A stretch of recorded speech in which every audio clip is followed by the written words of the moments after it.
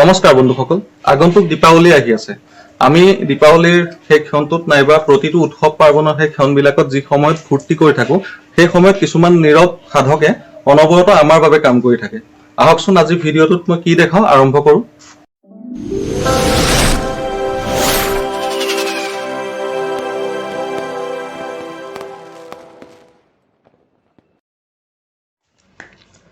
এই যে মাটিৰ বস্তুবিলাক দেখিছে, এইবিলাক সম্পূৰ্ণ থলুৱাভাৱে হাতেৰে তৈয়াৰী কৰা। যিহেতু এতিয়া দীপাৱলীৰ সময়, সেইবাবে মৃৎশিল্পীসকলে এই সময়ছোৱাত খুব ধুমধামেৰে মাটিৰ চাকি বনোৱাত ব্যস্ত থাকে। এই থলুৱা শিল্পীসকলেনো কেনেকৈ ইমান ধুনীয়া ধুনীয়া বস্তুবিলাক তৈয়াৰ কৰে, আজি আপোনালোকক মই সকলোবিলাক দেখুৱাম। ভিডিঅ'টো আপোনালোকে সম্পূৰ্ণকৈ কিন্তু চাই থাকিব।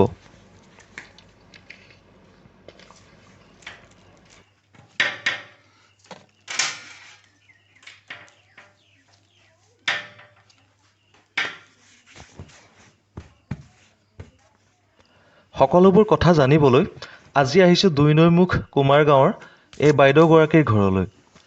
মাটিৰ চাকিবিলাকনো কেনেকৈ তৈয়াৰ কৰা হয় প্ৰথমতে সেইটো চাই লওঁ আহক, আৰু বাইদেউৰ মুখেৰে সকলোবিলাক জানি লওঁ। আপোনাৰ কেতিয়াৰ পৰা বনাই আছে? আমাৰ আজি 10-20 দিন মান আগৰ পৰা বনাই আছো। হয়। এনে আপোনাৰ ঘৰখনত কাম কিমান বছৰৰ পৰা কৰি থকা হৈছে? হ'ল 20-25 বছৰ হ'ল।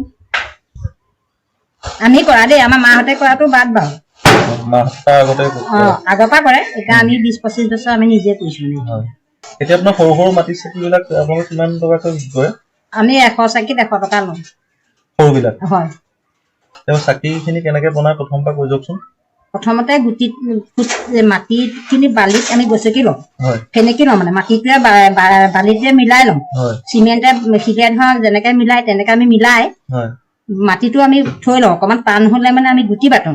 গুটি বাটি আমি ফুট চাই দি চালি গুটিটো চেপেটা কৰি লৈ পিঠা নিচিনাকে বনাই লৈ পেলাই আমি চাকিখিনি পিছত ব্যৱহাৰ কৰো। তাৰমানে আপোনাৰ মাটিখিনি ক'ৰ পৰা কালেকশ্যন কৰে? আমাৰ মাটিখিনি ধৰা আজিকালি ওচৰত নাপায়, আজিকালি য'ত মানে আঁতৰ পথাৰত মানে ফিচাৰী বনাই তাৰ পৰা আমাৰ JCB সৈতে খনাই আনি পেলাই আমি মানে ইয়াত ঘৰত পুতি থওঁ সেইখিনি মাটি। এই মাটিটো কুমাৰ মাটি বুলি কোৱা হয় ন? হয়, কুমাৰ মাটি বুলি কোৱা হয়। এদিনত কিমান মাটি চাকি এনে আপুনি হাতে তৈয়াৰ কৰিব পাৰে অকলে? গুটি চুটি দি আগতীয়াকে ৰেডি কৰি থাকিলে 1000-1200 চাকি এনেকে বনাব পৰা হয়, কিন্তু গুটিখিনি দি লৈ পেলাই খুলিয়াই মেলি লোৱালৈকে 1000 চাকি কেনেখনে বনাব নোৱাৰি। এনেকে পিঠাখিনি বনাই থলে মানে ধৰা বনাম বুলিলে 1000 চাকি বনাব পাৰো।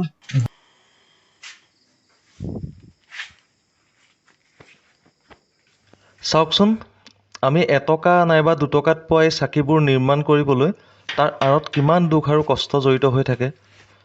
আজিকালি আনবোৰ থলুৱা শিল্পীৰ নিচিনাকৈ এই কামটো কৰা মানুহবিলাকো কিন্তু নাইকিয়া হৈ গৈছে।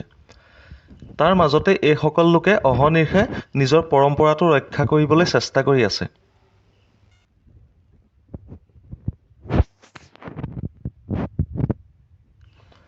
এই কোনো ধৰণৰ যন্ত্ৰ ব্যৱহাৰ নকৰাকৈ মাত্ৰ এখন কাপোৰ আৰু অকণমান পানী লৈ পেলাই কেইছেকেণ্ডমানৰ ভিতৰতে কিমান ধুনীয়াকৈ চাকিগছ তৈয়াৰ কৰি তুলিছে চাওকচোন।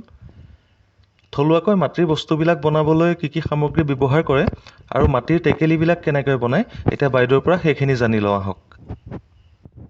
এইটো হৈছে আমাৰ খোলনি, তলত যিটো আছিলে আমি সেইটো খোলনি বুলি কওঁ। এতিয়া আমি দুটাকে খেলাই খুৱাই পেলাই এইটো ওখ কৰিম, এইটোক কয় খুওৱা। তাৰপাছত আৰু এটা খেলাই খুৱাই পেলাই আমি গৰিব লাগিব। সেইটো গৰাৰ পিছত আকৌ অকণমান টান কৰি পেলাই পিটিব লাগিব। পিটি পেলাই অকণমান থ'লে আকৌ যেতিয়া টান হ'ব নহয় তেতিয়া আকৌ টাকিব লাগিব। টাকি পেলাই আমাৰ মাজনী আছে, মাজনীৰে আমি সমান কৰি পেলাই মিহি কৰি বস্তুটো ৰ'দত দি শুকুৱাব লাগিব। শুকুৱালে যেতিয়া বস্তুটো ভালকৈ শুকাব তেতিয়া আমি পেঘালিত পুৰিব লাগিব। সেইটোৱে হ'ল ঘৰত। ভিডিঅ'টো যিমান পাৰে আপোনালোকে শ্বেয়াৰ কৰি দিয়ক। আজিকালি কিন্তু এই মেচিনত বনোৱা বস্তুবিলাকেহে বজাৰখন ভৰি থাকে। এই থলুৱাভাৱে নিৰ্মাণ হোৱা যিবিলাক বস্তু সেইবোৰ গৈ ডাঙৰ বজাৰখন নাপায়গৈ, যাৰ ফলত এই থলুৱা সামগ্ৰীখিনিয়ে বিচৰা ধৰণে বজাৰ দখলেই কৰিব নোৱাৰে। আপুনি আমি সকলোৱে যদি থলুৱাকৈ বনোৱা এই বস্তুবোৰ কিনো, তেন্তে এওঁলোকে বৃত্তিটো জীয়াই ৰাখিবৰ কাৰণে উৎসাহ পাব। অসমীয়াগিৰি কৰিবলৈতো প্ৰথমতে অসমীয়া হ'ব লাগিব। অসমীয়া হৈ থাকিবলৈ হ'লে অসমৰ কৃষ্টি সংস্কৃতি বৃত্তি আৰু পৰম্পৰাবিলাক আমি জীয়াই ৰাখিব লাগিব। গতিকে আপুনি নিজেই ভাবক, আপুনি বনিয়াগিৰি কৰিব নে অসমীয়াগিৰি কৰিব। এতিয়া বাকী যিখিনি কথা আমাৰ জানিবলগীয়া আছে সেইখিনিও বাইদেউৰ পৰা জানি লওঁ আহক।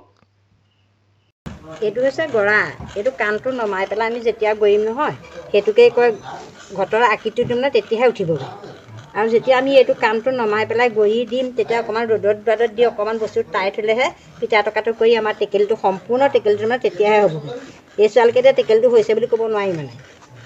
এটা টেকেলি বনাবলৈ আপোনাক কিমান সময় লাগে এটা টেকেলি বনাওঁতে? লাগে সময় 10-20 মিনিটমান লাগে এটা টেকেলি অঁ। মানে গোটেই দিনটোত বহুত বেছি টেকেলি বনাব নোৱাৰে হাতেৰে? নোৱাৰি তাৰমানে বস্তুটো জোখত হৈ থাকিলে বনাব পৰা হ'ব। কোমলে লগালগ বস্তুটো বনাব নোৱাৰি নহয়। এইখন হৈছে আমাৰ পেঘালিত আমি যিখিনি টেকেলি কৰোঁ এই টেকেলিখিনি দিবৰ কাৰণে আমাৰ এটা মোটা থাকে ভিতৰত মানে যেতিয়া তলেদি আমি জুইকুৰা দিম ওপৰেদি জুইকুৰা ওলাই পেলাইহে খৰি মাৰিত লাগিলেহে টেকেলিখিনি পকিব। টেকেলিখিনি আমি এনেকৈ জাপি সমানকৈ জাপি ধৰা মাজে খৰি দি তাৰ ওপৰত আমি খেৰ দিম। খেৰ দি পেলাই লিপি দিম, পলস মাটি আৰু গোবৰ মাটি দি লিপি দি পেলাই চাইডে আমি এবেগেট মানে আঁতৰে এটা ফুটা দিম। সেই ফুটা দি পেলাই আমাৰ যেতিয়া সম্পূৰ্ণ হ'ব তেতিয়া আমি তলত এই গাঁতটোৰ গুৰিত আমি মুখতে অকণমান জুই দি পেলাই ধোঁৱাটো গৈ টেকেলিখিনি ভিতৰতে ঘামি যাতে হৈছে আৰু বোলে তেতিয়া আমি সম্পূৰ্ণ জুইকুৰা মানে কমে বহাই দিম। তেতিয়া আমাৰ ভিতৰৰ খৰিখিনি যেতিয়া জুই লাগিব তেতিয়া টেকেলিখিনি পুৰি পেলাই এনেকুৱা পূৰা ৰঙা ৰংটো উঠি যাব তাৰমানে টেকেলিটো তেতিয়া বনি যাব। বন্ধুসকল, ইতিমধ্যে আপোনালোকে ভিডিঅ'টোত নিশ্চয় সকলো গম পালেই। শিল্পৰ সাধনা কৰা প্ৰতিজনেই শিল্পী। সকলো শিল্পীকে মই চেলুট জনাইছোঁ। বাইদেউগৰাকীয়ে কথাখিনি ইমান ধুনীয়াকৈ বুজাই দিয়াৰ বাবে তেখেতক আন্তৰিক ধন্যবাদ জনালোঁ। পেজটো ফ'ল' কৰি লাইক কৰিবলৈ নাপাহৰিব। যদি ভিডিঅ'টো আপোনালোকে ইউটিউবত চাই আছে তেন্তে ছাবস্ক্ৰাইব কৰি বেল আইকনটো দবাই দিব। আপোনালোকে মই কেনেধৰণৰ ভিডিঅ' দিলে ভাল পায় কমেণ্ট কৰি জনাবচোন। পুনৰ আপোনালোকক লগ পোৱাৰ প্ৰতিশ্ৰুতিৰে জয় আই অসম।